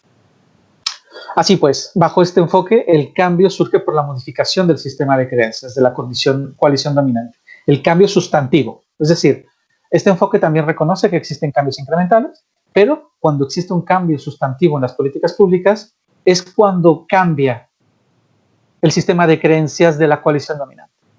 ¿Por qué? Porque es el sistema de creencias el que une a la coalición, porque es el sistema de creencias el que articula las preferencias de estos actores organizados en coaliciones. Es el sistema de creencias lo que define qué se defiende y qué no se defiende, y por lo tanto, lo que puede cambiar o no en las políticas públicas. Así pues, este desarrollo posterior identificó al menos 4 patrones críticos o critical paths para el cambio de las políticas públicas. El primero es el policy learning, el aprendizaje orientado, o la emergencia de perturbaciones externas, external shocks, que llaman ellos. Luego están las perturbaciones internas o shock internos, y un cuarto elemento que fue incorporado con posterioridad a esta literatura, a esta teoría, porque no estaba incorporado, que son los acuerdos negociados o los negotiated agreements. Es decir, cuando los actores políticos simplemente, por una cuestión de carácter pragmático y a lo largo de los años, diseñan ciertos esquemas de negociación que funcionan a lo largo del tiempo y generan procesos para articular acuerdos de larga duración sobre subsistemas y sobre políticas públicas en concreto. Así pues, este marco utiliza la distinción de Peter Hall vinculado con los policy paradigms, los paradigmas de políticas públicas, donde existen grandes cambios y pequeños. Los grandes, como les comentaba, se asocian a las creencias, o al deep core policy beliefs, a las creencias profundas asociadas a las políticas públicas, y los pequeños, ¿no?, que son cambios secundarios o de naturaleza incremental. Este sería el modelo gráfico vinculado con el enfoque marco y teoría de coaliciones promotoras. El modelo del 2005 ha cambiado la versión última. Les traeré la última versión en la sesión siguiente, que es cuando nos toca hablar de esto. Aquí hablamos de los parámetros de contexto y los eventos sistémicos. Esta es la dimensión vinculada con el sistema político. Luego tenemos el contexto institucional de los actores y las oportunidades de elección entre opciones de cada uno de estos actores, así como sus limitaciones. Estas dimensiones institucionales fueron incorporadas con posterioridad. Luego, aquí está el enfoque, digámoslo así, o el espacio del subsistema de la política, en donde distintas coaliciones, la coalición A con sus propias creencias y su propio sistema de creencias y sus propios recursos, interactúan y a través de brokers o, digámoslo así, facilitadores de políticas públicas, generan procesos de interacción. Estas son las estrategias que defienden las coaliciones. No necesariamente son dos. Pueden ser más coaliciones. Lo que sí es necesario es que sean al menos 2 para que este modelo, digámoslo así, pueda ser utilizado. Deben existir más de 2 coaliciones promotoras de una política pública. 2 o más. Y cada una tiene una estrategia de actuación. Y en donde los policy brokers gestionan estos acuerdos o estos acercamientos entre estrategias con el fin de arribar a decisiones gubernamentales vinculantes, que generan a su vez nuevas normas, nuevas instituciones, se establecen nuevos parámetros para la distribución de recursos, para la designación de nuevos cargos, de nuevas atribuciones, etcétera, etcétera. Y ello a su vez establece nuevos resultados e impactos de la política pública. Y todo esto opera en un ciclo, porque evidentemente son los resultados y los impactos de la política los que refuerzan o debilitan estos sistemas de creencias. La eficacia asociada a determinadas opciones de políticas reforzaría un sistema de creencias. La no eficacia o el dispendio o los escándalos o el fracaso o el fiasco asociado a las políticas públicas generarían el efecto contrario, el debilitamiento del sistema de creencias. Bien, otro enfoque teórico muy prometedor y que ha desarrollado una agenda internacional es la teoría del equilibrio interrumpido o puntuado. La teoría del equilibrio, Punctuated Equilibrium Theory. Sí, la traducción al castellano sería puntuado o interrumpido. Esta teoría descansa en una idea central. La idea central es que abraza la lógica del incrementalismo. Nos dice que las instituciones políticas y las políticas públicas son instancias que exacerban la estabilidad. Y de forma puntual están preparadas para exacerbar procesos de cambio. Es decir, la lógica, bajo la teoría del equilibrio interrumpido, existe una cuestión clave. Procesos de estabilidad y cambio operan sobre la base de un mismo sistema y sobre la base de unas mismas reglas de operación. Es decir, por lo tanto, que la dinámica de las políticas públicas no pueden soslayarse procesos de estabilidad sin estudiar procesos de cambio y viceversa. Es decir, para comprender procesos de estabilidad, también necesitamos analizar procesos de cambio. El cambio y la estabilidad es un solo proceso, en donde lo que estos autores llaman las imágenes de las políticas públicas o las policy images, es decir, las narrativas, las concepciones, las ideas que sobre los problemas y las soluciones existen, y la interacción de los actores con estas ideas generan dinámicas de estabilidad. Es decir, se prima y se premia la estabilidad sobre el cambio.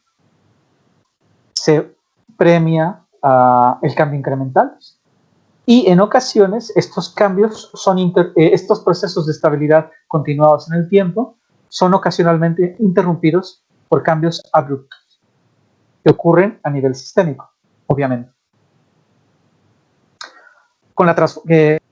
Estos cambios a nivel sistémico transforman esa imagen de la política, ese policy image, y convierten estos asuntos que estaban en la agenda subsistémica entran en la agenda macropolítica o la agenda en donde los medios y las autoridades públicas llaman la atención, lo que sería la agenda de gobierno en la perspectiva de los estudios. Esto sería una representación gráfica de este modelo en donde hay dos lógicas, hay dos espacios en donde ocurren los procesos de estabilidad y cambio. El subsystem politics, en donde el sistema político procesa en paralelo distintos problemas públicos de una forma automática prácticamente, y en donde la lógica es la del no cambio, la de la estática. Y cuando los asuntos entran en la agenda macropolítica, se referiría básicamente a aquel asunto en donde el procesamiento de la información ocurre en serie, no en paralelo, donde tanto el gobierno como los medios de comunicación, como las distintas autoridades focalizan la atención en la problemática, en la política, en la imagen de la política pública, y donde existen procesos de cambio sustantivo, de una puntuación asociada a la política pública, o un cambio considerable en la política pública. Esa sería, en definitiva, la dinámica en donde, por ejemplo, los patrones de estabilidad influirían en la agenda macropolítica y generarían procesos de cambio. y en esta parte, donde generarían procesos de estabilidad. Prácticamente, según la teoría del equilibrio interrumpido, esto ocurre siempre. El gobierno procesa en paralelo distintas políticas públicas y genera cambios incrementales, calibraciones. Pero, de forma ocasional, esta lógica se rompe y estos procesos de estabilidad entran en la agenda macropolítica y los asuntos son referidos a la agenda macropolítica y donde existe un cambio sustantivo que cambia obviamente la imagen de la política y reconfigura los espacios de interacción de los distintos actores. Evidentemente, bajo esta lógica, la lógica de elección cambia.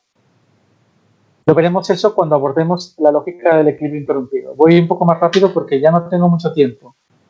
El enfoque de narrativas políticas o Policy Narrative Framework es un enfoque bastante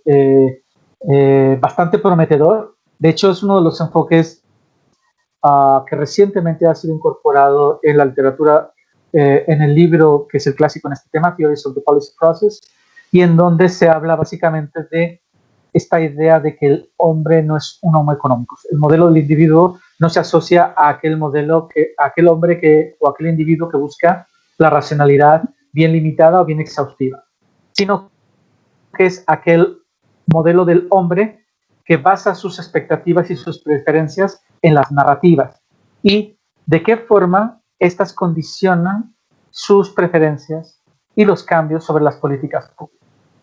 La teoría de las narrativas políticas, en definitiva, es un estudio, o sea, es una forma en cómo, a través de estrategias, distintas estrategias utilizadas por estos actores, se busca controlar estas narrativas y cambiarlas cuando ello supone cambios que son necesitados o vinculados con las políticas públicas.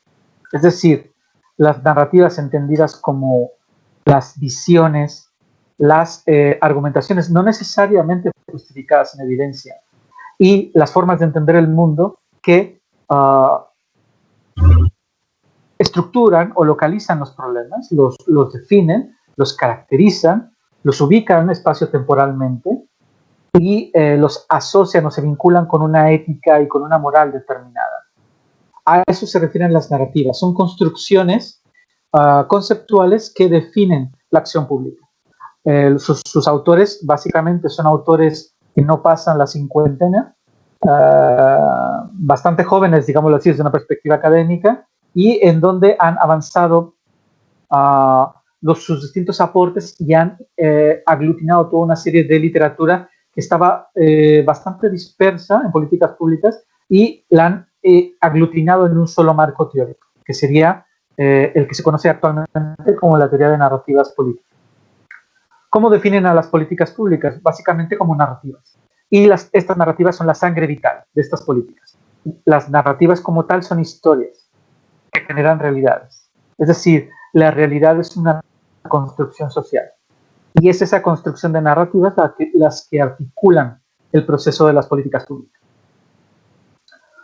Por esta visión, los actores políticos, en definitiva, lo que buscarán será modificar estas narrativas, o mantener estas narrativas cuando les son convenientes, mediante la puesta en marcha de estrategias narrativas. A eso se les llama Policy Narrative Strategies, para modificar el alcance del conflicto, por ejemplo, es decir, para ampliarlo o para reducirlo, o para establecer a través de mecanismos causales la asignación de culpa sobre errores ocurridos en el pasado, o mediante estrategias tales como el Devil Shift o el Angel Shift.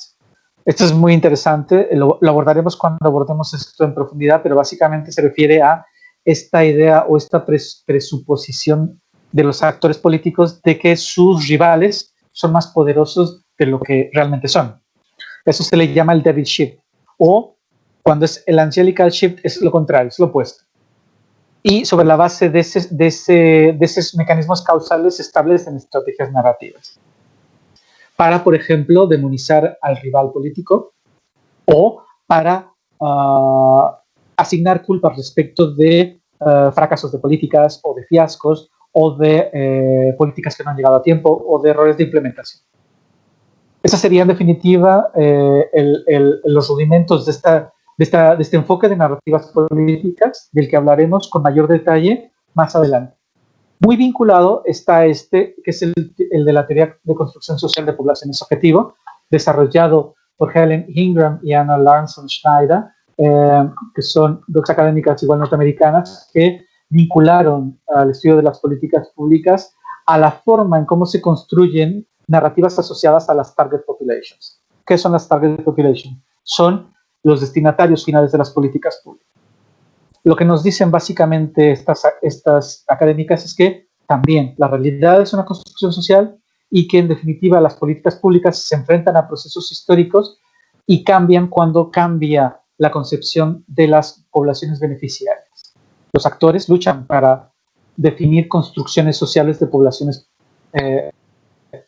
objetivo y en donde el cambio define diseños de políticas públicas.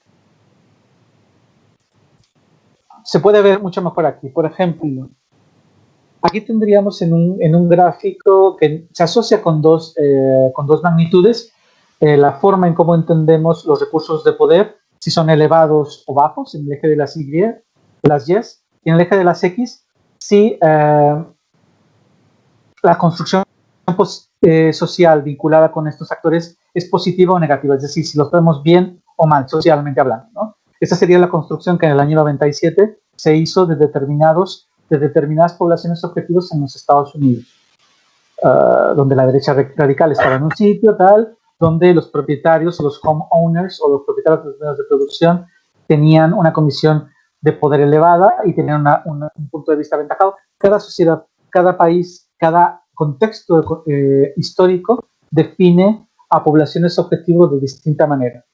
Y es básicamente cuando cambia la forma en cómo los definimos o cuando los entendemos como población objetivo, cuando cambian las políticas públicas.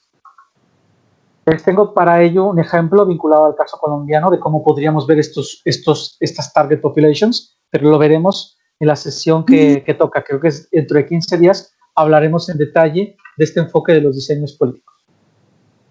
Otro enfoque teórico también muy potente tiene que ver con el policy networks, con el enfoque de redes políticas, que es un enfoque que se deviene mucho o que se deriva mucho de el enfoque, es un enfoque basado en actores, pero es un enfoque también muy preocupado por las instituciones y está preocupado a cómo las estructuras de gobierno distintas a la jerarquía y a los mercados se organizan y establecen interacciones. Como tal, es un enfoque que casa muy bien con el enfoque de análisis y desarrollo institucional, como pueden ver, pero también casa muy bien con otros tipos de enfoque, como puede ser el enfoque de gobernanza pública.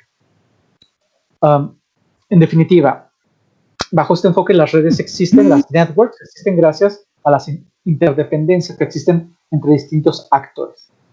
Evidentemente, los actores interactúan con base en preferencias, pero también con base en metas que pueden ser comunes. Y aquí hay mucha vinculación entre la teoría, el enfoque de coaliciones promotoras con el enfoque de redes políticas. ¿Por qué? Porque se centran en los actores y porque identifican también que los actores tienen intereses que se asocian a metas. La distinción entre esto y el enfoque de coaliciones promotoras es que la preeminencia asociada a las preferencias de política se vinculan con el sistema de creencias, mientras en el enfoque de redes políticas se vincula con las interacciones que existen entre actores simplemente. Y en donde la estructura de estas redes determina la acción y, por supuesto, el cambio. Es decir, cuanto mayor sea la interacción y mayor complejidad y nodos existan entre distintos actores, mayor va a ser la posibilidad de que entre ellos se pongan de acuerdo y establezcan interacciones positivas que favorezcan el cambio en las políticas públicas. Y esa red o esa interacción será más fructífera. En caso contrario, por ejemplo, nos enfrentaremos a redes más laxas o más desvinculadas entre actores, en donde las interacciones sean más esporádicas y en donde la forma en cómo se articulen para generar cambios sea más compleja. Por lo tanto, desde la visión de las policy networks, es importante analizar a los actores, pero también su interdependencia, la perdurabilidad de las redes a lo largo del tiempo y de cómo estos actores se reparten el poder a través de las redes. El poder no solamente se asocia a la capacidad de tomar decisiones, sino también al manejo de recursos. Y el enfoque de redes políticas da una preeminencia fundamental a la información como recurso. Como recurso de poder, me refiero. Este sería el diagrama básico asociado al Policy Networks, al enfoque de redes de políticas, en donde tenemos igualmente un contexto que es el del dominio, el del sistema político, ¿no? Que sería este, y luego tenemos el contexto subsistémico. Si se fijan, en todas las representaciones gráficas de estos enfoques se encuentran estas dimensiones sistémica, subsistémica y de programa, asociados a los resultados. Tenemos una caja negra en donde ocurre el cambio, en donde ocurre la interacción, en donde ocurre ese ciclo de las políticas públicas. En este caso, el enfoque de redes políticas da una preeminencia a la forma en cómo se estructura esa red, cómo se distribuye el poder, cómo ocurre esa interacción y cómo genera, gracias a esa estructura, a esa distribución y a esa interacción, cambios asociados a las políticas públicas. Eso sería la dimensión de outputs. Estamos frente, como todos los demás propuestas de representación gráfica, estamos frente a un gráfico de insumos, caja negra, productos. Si quieren podemos verlo en el anterior. Aquí estarían los insumos, aquí estaría la caja negra. Perdón, estas serían las cajas negras. Aquí hay dos cajas negras y aquí serían los productos. En este caso, en el diagrama del marco de análisis y desarrollo institucional, este serían nuestros insumos sistémicos y subsistémicos. Esta sería nuestra caja negra y estos serían nuestros resultados, nuestros productos. Ok. Sigamos. Gersevelles proponen un modelo, creo que con esta voy a acabar porque si no, no van a poder terminar ni hacer su examen, aunque me quede a la mitad. Gersevelles es un académico, si mal no recuerdo yo, ¿no? Que diseñó y desarrolló este modelo, un modelo muy interesante basado en el marco de desarrollo de elección institucional, en el marco del rational choice, y en donde su objetivo básicamente, también contraintuitivo, tendría que ver con esta idea de que los sistemas políticos tienen una propiedad fundamental, su capacidad para producir cambio. Pero esta capacidad está mermada por una cuestión de base, y es que los sistemas políticos habitualmente, o más bien, propenden a la estabilidad, propenden al no cambio, a la estasis. Esto es, el argumento contraintuitivo de Gersevelles es el siguiente. Si bien es cierto que existen cambios a nivel institucional y que estos cambios se favorecen dentro del sistema político, lo realmente cierto es que es muy estrecho y muy determinado el espacio mediante el cual distintos actores políticos pueden converger en un espacio y, al mismo tiempo, favorecer procesos de cambio. A tal fin, identifica dos tipos de actores, los actores de carácter institucional y los actores de carácter partidario, ¿vale? Y fundamentalmente lo que nos propone Gersevelles es que la probabilidad de que un cambio exista, es decir, frente al status quo, se refiere básicamente al nivel de cercanía que exista entre estos actores políticos y a la distancia que exista o no entre las distintas opciones a disposición. Por lo tanto, los sistemas políticos tienden a exacerbar la estabilidad. Y la estabilidad se asume como la estabilidad se asume aquí como una incapacidad. Los sistemas políticos son incapaces para producir el cambio. O sea, no se asocia con algo bueno o positivo. La estabilidad no es algo positivo, no positiva, porque se asume que los sistemas políticos precisan gestionar estos procesos de cambio.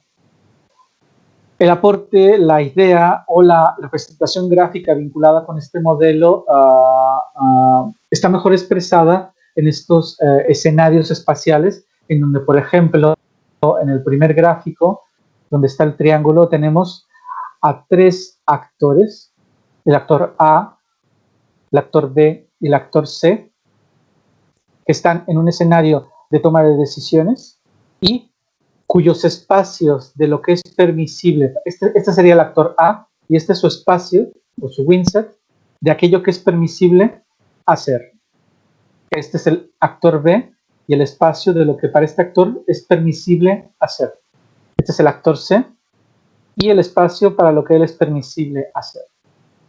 En este windset, por ejemplo, no hay un espacio de convergencia entre los tres. El único espacio de convergencia es no hacer nada, lo que sería el epicentro, ¿no? Que se referiría al status quo. Aquí tenemos un espacio en donde A y C pueden converger, en donde A y B pueden converger.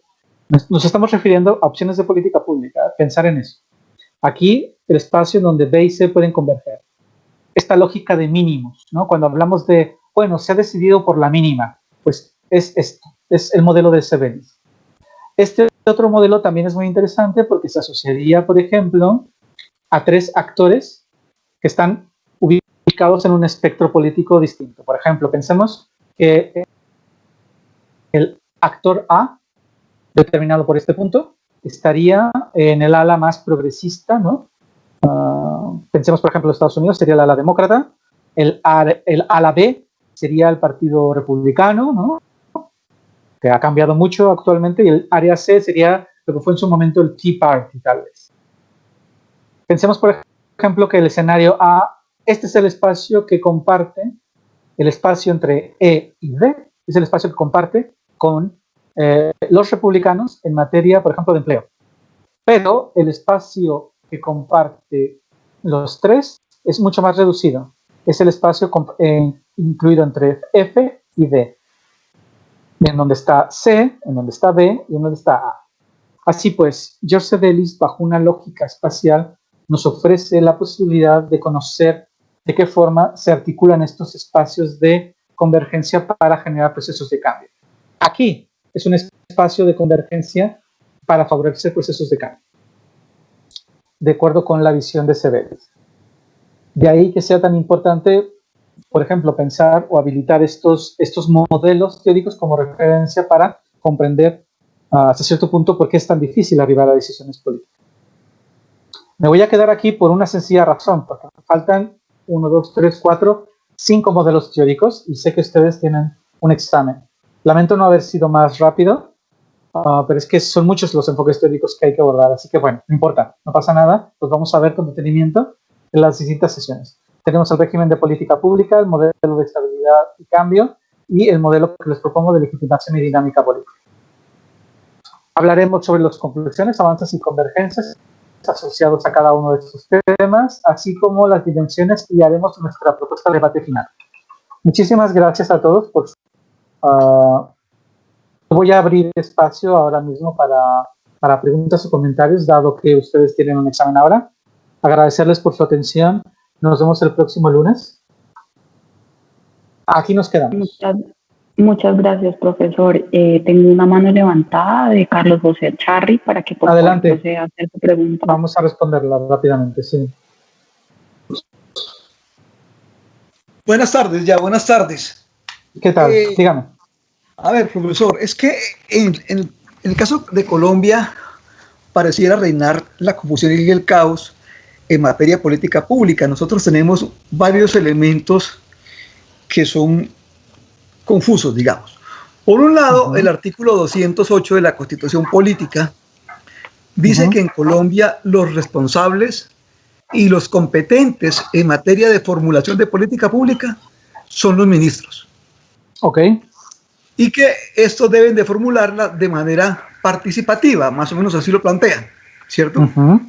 Pero por otro lado, uno encuentra a analistas reputados que afirman que en Colombia no hay política pública de Estado, sino más políticas públicas de gobierno. El segundo elemento. El tercer elemento es que en Colombia existe una institución que se llama el COMPES y ellos elaboran documentos de política pública. Pero por otro lado, tenemos una serie de planes decenales y sectoriales, ¿cierto?, que se asemejan a la figura de la política pública. ¿Sí? Entonces, esto uno se pregunta lo siguiente: ¿cuál sería, por ejemplo, la política pública agraria en Colombia? ¿Sí? Alguien responderá, no, es que eso lo establece la ley tal. ¿Sí? Pero es que eso es otra cosa distinta. En Colombia suele ocurrir también que algunas leyes se eleven o se lleven algunas políticas, se lleven a una norma en particular. Y entonces, caso de infancia, niñez y adolescencia, esa pareciera ser la política pública para ese asunto en específico, ¿cierto? Y entonces uno dice, oiga, entonces, ¿cuál es la política pública sobre tal tema? ¿Es la que dice la norma, o es la que dice el documento, el plan decenal, o es la que dice el plan sectorial, o es el del documento COMPES? En Colombia hay un galimatías frente a eso bien complejo. Y para terminar, es muy común en Colombia encontrarse cosas como estas: gobernadores y alcaldes haciendo políticas públicas por aparte, desconociendo el principio constitucional de la centralidad, sobre el cual ya la Corte Constitucional ha fallado hasta la saciedad. Muchas gracias. Ese era como un comentario que quería hacer, una reflexión frente a este tema. Muchísimas gracias, Wilson, ¿no? O Carlos. Carlos. Sí, Carlos. Sí, es Carlos. Sí, correcto. Creo que has comentado una cuestión muy importante que tiene que ver con el elemento fundamental que se entiende cuando hablamos de política pública. ¿A qué nos estamos refiriendo? Las políticas públicas son decisiones administrativas, sí. ¿Quién está legalmente mandado o mandatado a formularlas? Esto lo vamos a encontrar en cualquier ley. Luego, si existe conflictos o discrepancias en la normativa respecto de quién es el mandatado a su formulación, esa es otra cuestión. Estamos claros que la tradición legal en países como Colombia es profunda o profundísima, pero también sabemos que Colombia tiene un problema de excesiva regulación, en donde se legisla mucho y se acata poco.